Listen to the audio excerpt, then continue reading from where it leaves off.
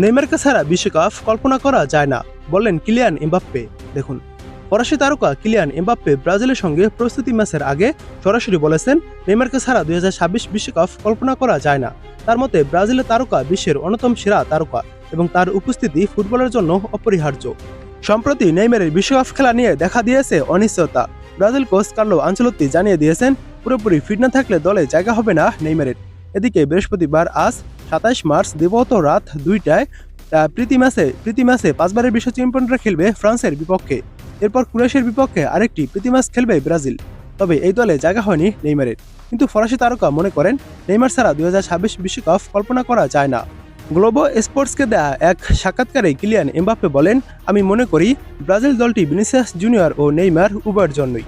Vini এখন জাতীয় দলে আরও এক ধাপ এগোতে চাইছে, কিন্তু নেইমার তো নেইমারই। তিনি অসাধারণ খেলোয়াড়। আমি বিশ্বকাপে নেইমারকে ছাড়া কল্পনা করতে পারি না। তিনি আরও বলেন, আমি আমার সাবেক কোচ কার্লো আনচেলত্তির সিদ্ধান্তের বিপরীতে যেতে পারি না। তাকে সম্মান জানাতে হবে। প্যারিস সেন্ট জার্মাইতে নেইমারের সঙ্গে এক লকার রুম ভাগাভাগি করা এমবাপ্পে বলেন, ব্রাজিলের তারকা বিশ্বকাপে পুরোপুরি প্রস্তুত থাকবে।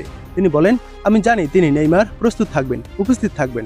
নেইমার এমন একজন খেলোয়াড় যিনি খেলার গতি বদলাতে পারেন। আমি তার সঙ্গে খেলেছি এবং অনেক কিছুই শিখেছি। এই সাক্ষাৎকারে এমবাপ্পে শুধু নেইমারের প্রতি শ্রদ্ধাই দেখাননি, বরং 2026 বিশ্বকাপে তার ভূমিকা নিয়েও আশাবাদ প্রকাশ করেছেন। তবে জাতীয় দলে নেইমারকে না রাখার বিষয়ে ব্রাজিল কোচ কার্লো আনচেলত্তির সিদ্ধান্তের প্রতিও সম্মান জানান এমবাপ্পে।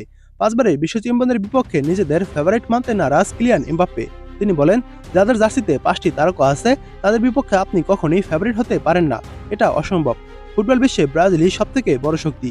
আমাদের জন্য এটি নিজেদের মান প্রমাণের এবং 2026 বিশ্বকাপের প্রস্তুতির একটি বড় সুযোগ। যুক্তরাষ্ট্রের ডিজেট স্টেডিয়ামে ব্রাজিল ও ফ্রান্সের ম্যাচটি শুরু হবে আজ বাংলাদেশ সময় রাত 2টায়। 2015 সালে 26 মার্চ দুই দলের সবশেষ লড়াইয়ে 3-1 গোলে ব্রাজিল জিতেছিল।